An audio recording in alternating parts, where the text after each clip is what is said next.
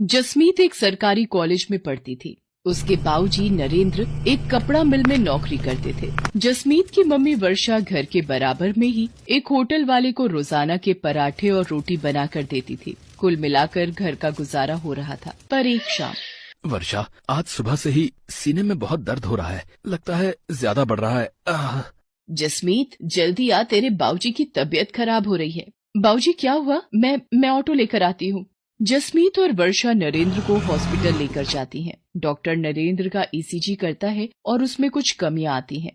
अभी तो मैं कुछ दवाइयां लिखकर दे रहा हूँ। यदि इन्होंने ज्यादा अपने शरीर से काम लिया तो दिल की बीमारी भी हो सकती है और यकीनन आगे चलकर ये हानिकारक है। बाबूजी, अब आप कुछ दिन बिल्कुल काम पर नहीं जाओगे, बस घर पर आराम करोगे। पर जसमीत बेटा, अगर मैं काम पर नहीं गया तो मुझे तनख्वाह काट कर मिलेगी और मिल के मालिक मेरी जगह किसी और को नौकरी दे देंगे। पर बाबूजी, आपकी तबीयत भी ठीक नहीं रहती है। डॉक्टर ने आपको आराम करने के लिए बोला है। कुछ नहीं होगा बेटा, तू मेरी चिंता मत कर। वर्षा, मेरा रोटी का डिब्बा बांध दे, मैं चला जाता हूँ। पिछले 3 दिन से नहीं गया। इतनी छुट्टियाँ लेना मेरे लिए सही नहीं होगा। नरेंद्र काम पर चला जाता है। पर आओ नरेंद्र, इससे मिलो। ये नया वर्कर तुम्हारी जगह काम करेगा।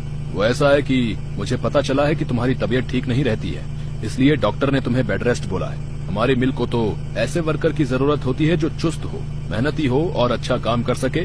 तुम्हारी तबीयत को देखकर मुझे नहीं लगता कि तुम ज्यादा दिन मेहनत के साथ काम कर पाओगे, और अचानक भगवान न करे तुम्हें कुछ हो जाता है तो बात हमारे ऊपर भी आ सकती है। तो इसलिए मैं तुम्हारा हिसाब कर रहा हूँ, तो तुम कहीं और काम ढूंढ लो। पर सर जी, एकदम से मेरा काम छूट जाएगा तो मेरे लिए बहुत मुश्किल हो जाएगी। ऐसा न कीजिए सर जी। नरेंद्र, मैं अपने बिजनेस के साथ कोई रिस्क नहीं लेना चाहता। मुझे माफ करो। बाकी ये तुम्हारे 8 दिन के इस महीने के पैसे जो तुमने काम किया था, लो।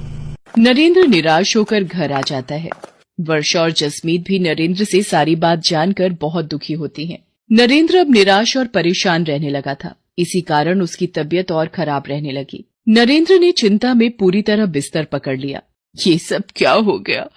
भगवान, ये कैसा दुखों का पहाड़ टूट गया है हमारे घर पर। मम्मी, चुप हो जाओ, प्लीज मत रो। आप ही तो मेरी और बाबूजी की हिम्मत हो। वर्षा, मेरे कारण तुम दोनों भी परेशान हो रही हो। मेरी बीमारी ने तुम्हें भी पैसों के लिए मोहताज कर दिया है। नहीं नहीं, देखो, मैं नहीं घबरा रही। अच्छा, आप दवाई ले लो और बिल्कुल चिंता मत करो। जसमीत, जा बेटा, वो दरवाजे पर होटल वाले भैया आए हैं, उनको पराठे पकड़ा दे, मैंने बनाकर रख दिए थे। भैया, अगर 2 टाइम के भी बनवाने हो तो बता देना, मैं बना दिया करूँगी। ठीक है बहन जी, मैं मालिक को बोल दूंगा। अभी तो सिर्फ दोपहर के लिए ही बोले हैं। मम्मी, आप घर का काम, पापा की देखभाल, इतना थक जाते हो, फिर 2 टाइम के होटल की रोटी और पराठे कैसे बना पाओगे? मैं कॉलेज से कुछ दिन की छुट्टी ले लेती हूँ, आपको हेल्प हो जाएगी। मम्मी, नहीं जसमीत, तू पढ़ाई पर ध्यान दे। वैसे भी ये तेरा आखिरी साल है कॉलेज का, तू मेरी चिंता मत कर, मैं कर लूंगी। वर्षा दिन भर काम करके अब थक भी जाती थी। नरेंद्र की देखभाल, दवाइयाँ और घर का खर्चा सब उसी के सिर पर था। एक दोपहर जब जसमीत कॉलेज से घर आई, मम्मी, ये देखो, हमारे शहर में पराठे प्रतियोगिता होने वाली है। सबसे अनोखा पराठा के नाम से जीतने वाले को 50,000 रुपए का इनाम दिया जाएगा। मम्मी, आप इस प्रतियोगिता में ट्राई करो ना, देखना आप ही जीतोगी। जसमीत, क्या बच्चों सी बातें कर रही है? मैं और प्रतियोगिता में भाग? नहीं बेटा। पर मम्मी, इस प्रतियोगिता में भाग लेने में हर्जी क्या है? ट्राई तो करो, हो सकता है आपके बनाए हुए पराठे बहुत ही पसंद आए और आप इस सबसे अनोखा पराठा प्रतियोगिता को जीत जाओ। देखो, अगर आप जीत गए तो 50,000 रुपए से बहुत कुछ कर सकते हो। मम्मी, प्लीज मम्मी, आप मेरे लिए एक बार इस प्रतियोगिता में भाग लो तो सही। मैं आपका फॉर्म भर रही हूँ, आपको इस प्रतियोगिता में भाग लेना ही होगा।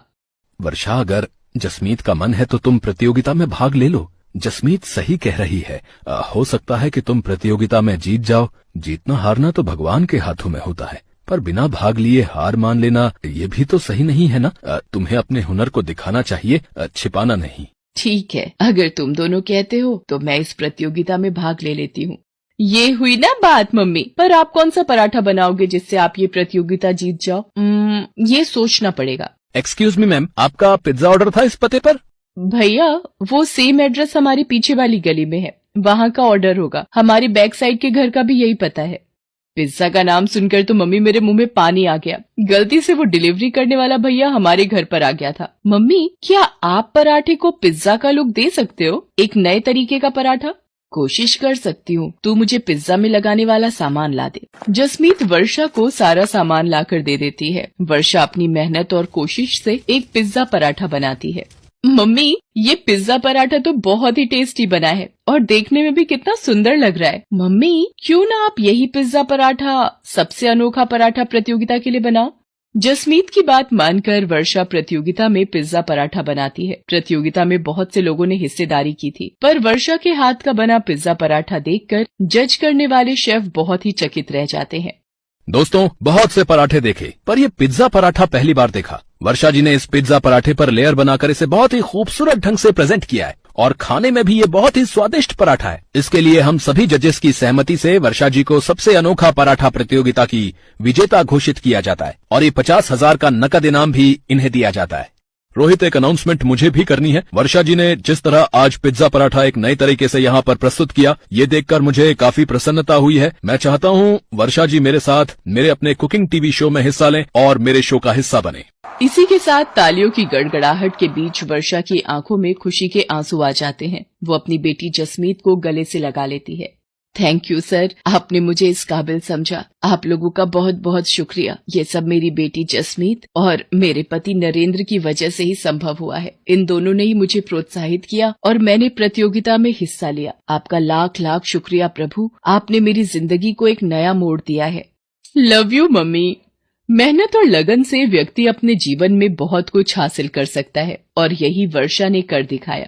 धीरे धीरे वर्षा के पिज्जा पराठे की प्रसिद्धि दूर दूर तक फैलने लगी। पिज्जा पराठा के नाम से वर्षा ने एक नया होटल खोल लिया। साथ ही साथ टीवी शो के द्वारा वर्षा के चेहरे को नई पहचान मिली। नरेंद्र भी ये सब देखकर बहुत खुश था। धीरे धीरे उसकी तबीयत में भी सुधार आने लगा था और अब वो और जसमीत दोनों वर्षा के होटल के काम में उसका साथ देते थे। मेहनत और लगन से एक पिज्जा पराठा वाली को सफलता की ऊंचाई पर चढ़ने की नई सीढ़ी मिल गई थी।